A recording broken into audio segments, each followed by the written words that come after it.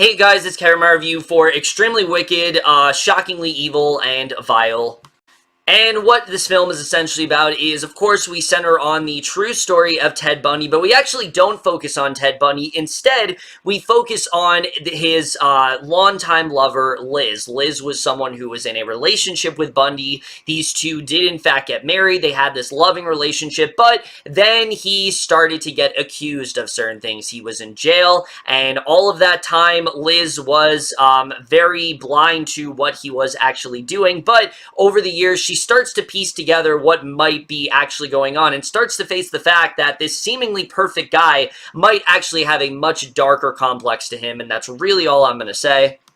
So, Extremely Wicked, so Shockingly Evil, and Vile. I was very excited for this film. Now, of course, you know, when it comes to true crime, that's something that immediately has me on board. It's been a very popular, topic as of recently. I think definitely we've seen a lot of stories, especially since People vs. OJ. I think that really kickstarted it, and since then, everyone's been trying to do some sort of iteration of it, and hearing that Zac Efron was casted and all that stuff, it just had me really interested in seeing how this film was going to be. The first trailer I wasn't really sold on, but that second trailer, that's what got me really into it, and I was very interested in seeing how this film was going to turn out, and I have to say, I really love this film. This is a very well done film for sure. It's not the movie you think it's going to be, but it is still a very good film regardless, and we're just getting to right now, starting off with the cast.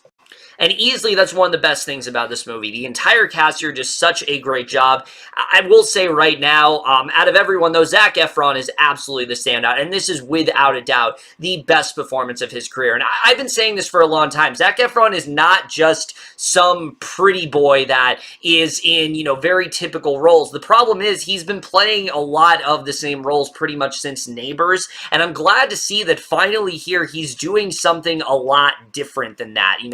Ted Bundy on the surface, sure, he seems very approachable, but he always has this darker side to him. It always seems like there's something more evil brewing in there, and he does a really great job. It's very subtle, but I thought overall he did a very good job portraying who Ted Bundy was, how manipulative he could be, how approachable he was, but also just how much of a psychopath that he really was, and how he tried his best to repress that, how he tried his best to, put on this, try to get into everyone's good graces, and how he tried to make all of that seem like just a facade. And I thought overall he did an incredible job, especially towards the third act of this movie. He has some truly standout work, and I am hoping after this film, people finally start to take him more seriously as an actor, because I've always enjoyed him. Even in the High School Musical films, I've always thought he's a great actor, and this film very much does prove that for sure.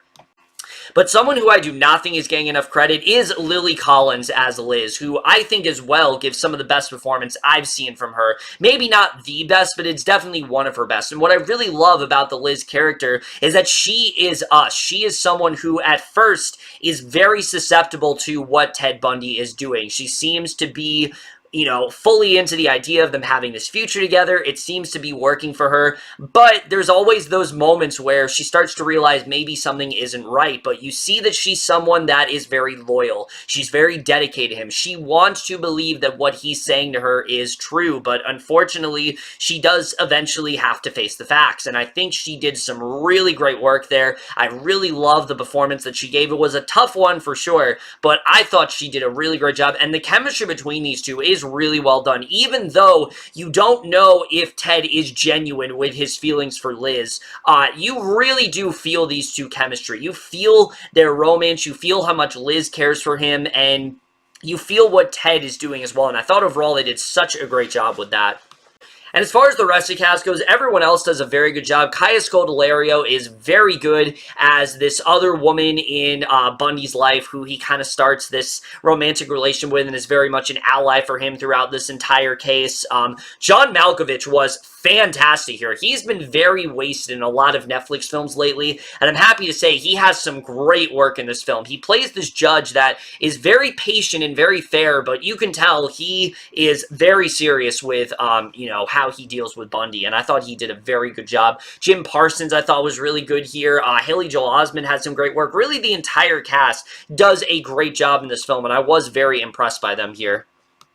But now let's get to the directing and the writing, because the directing here, I don't think they could have picked a better director for this film. The director of this film is the same person who also created that Ted Bundy doc on Netflix, which coincidentally came out also this year. Now, I still have yet to watch that doc, unfortunately, but this is a guy who has done some extensive research into who Ted Bundy is. He seems to understand who he was, his mannerisms, the way he carried himself, the way that he was able to fool an entire population of people into believing him. And I thought he did a very good job with his directing here. And I want to reiterate this right now. This is not a Ted Bundy biopic. That's not at all what this film is. In fact, it's much more of a drama than it really is a biopic or, say, a horror or something like that. It really is not that at all. It's much more of a courtroom drama, and I thought he did a very good job with directing that, and I thought tonally he did a very good job with it as well. Yes, the film can be very lighthearted, but if you put yourself into the mind of Liz and what she was going through, I thought they did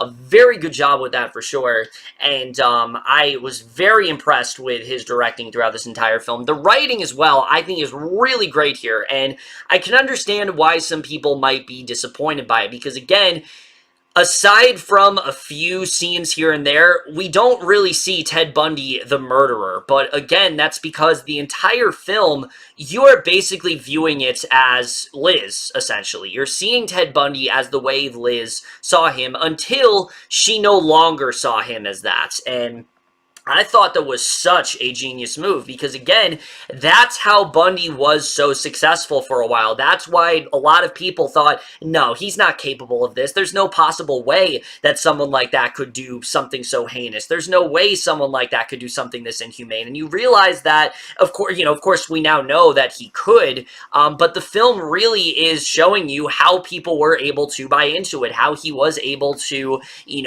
trick people, and especially when it comes to Liz. I mean, even in moments where people are telling her, look, this guy is not good, there are things that he's been accused of, she still remains by his side. She still wants to believe that there is good in him. She wants to believe that he's just being unjustly accused, and she doesn't really want to accept the much more monstrous persona that he actually does have, that he rarely does display.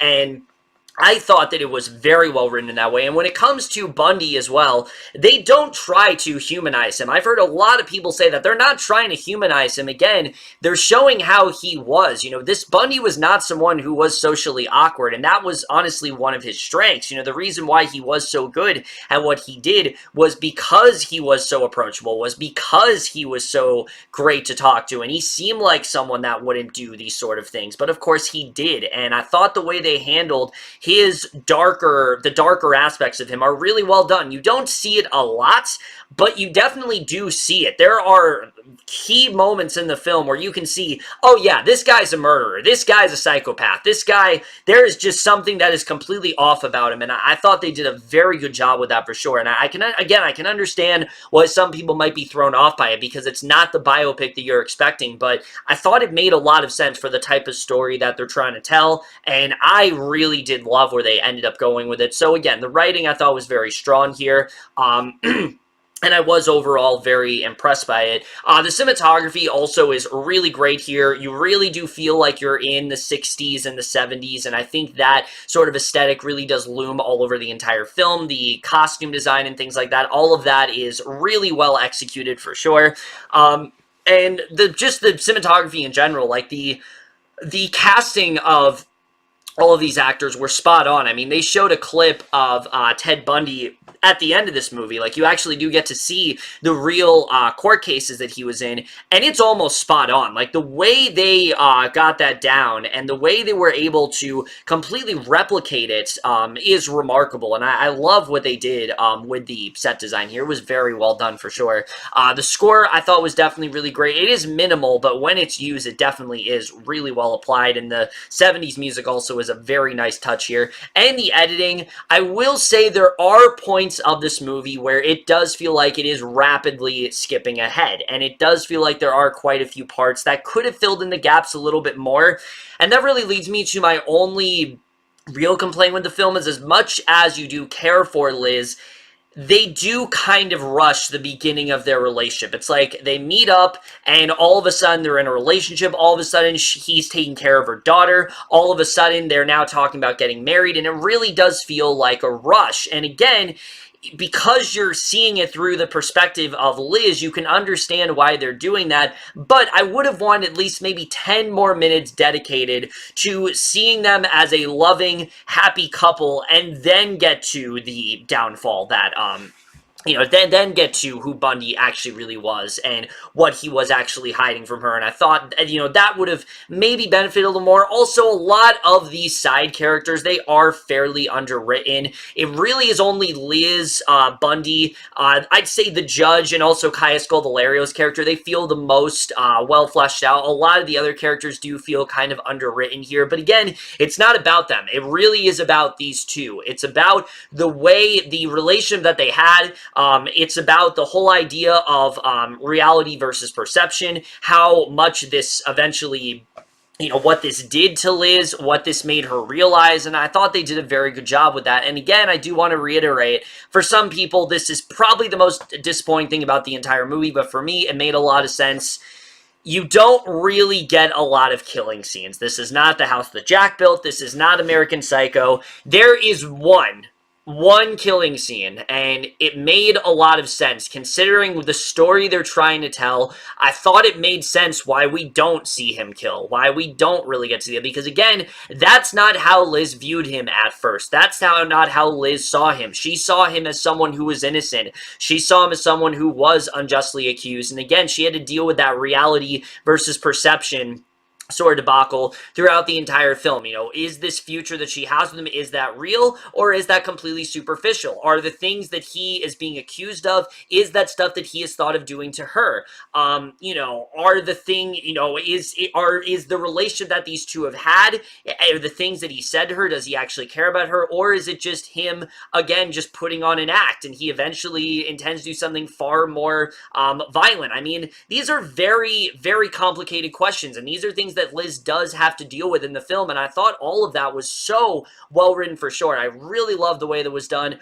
And it's not just Liz either. I mean, even in the courtroom scenes, people are on Bundy's side. People are lobbying for him. People are saying, no, there's no possible way that he could do it. No, they're just there. He's being unjustly accused. There's more going on. Even up to the point where it is his final, decision, where he is eventually sentenced to prison. Even up till then, people are still thinking maybe he is innocent. Maybe this isn't actually what's going on. It's baffling that he was able to get away with it, but because of how well told the story is, and because of the way, Liz reacts to things, and because of the way Bundy was and how approachable he was, you can understand why people were so easily fooled into it, why he was able to manipulate so many people into thinking, that he was this normal guy. And I thought they did such a great job with that. And again, it really is due to the way this film is written, and that's why it really does succeed as well as it does. Overall, guys, I really love this movie. I think, honestly, this is probably the most underrated film of this year so far. Yes, there are things it could have fleshed out more, but for what it does, it tells a really great story. You understand what they're trying to do. It's not a biopic about Ted Bundy. It's, again, about how people thought he was innocent and how easily manipulate a lot of them were, such as Liz, and showing how someone like Liz could buy into what Ted Bundy was selling. And I thought overall they did a very good job with that for sure. Some people may be disappointed that it isn't a biopic, but again, I think for the movie they're trying to tell, they did a very good job with that. Zac Efron is a huge standout. Lily Collins also does some incredible work, and just in general, this is definitely much closer to what I want it to be, and for me, I think is one of the better films that Netflix has put out this year. So overall, I am going to give Extremely Wicked, Shockingly Evil, and Vile overall a B+. So over, guys, in my review of Extremely Wicked, Shockingly Evil, and Vile. Let me know if you guys saw this movie overall, left your thoughts on it. Like I said, it's not the Ted Bundy biopic that you are expecting, but if you go into it with the mindset of what it's actually trying to say and the story it's actually trying to tell, I think you'll get a lot more out of it overall. I definitely do want to check out the doc, though, considering how well told this story was. I kind of want to see a more straightforward biopic of Ted Bundy, a straightforward docu-series. So that's definitely something I probably will check out further down the line. But that's it for this video. Hope you guys enjoyed it. We'll see you guys in my next video, and we'll see you guys for that. Okay, bye.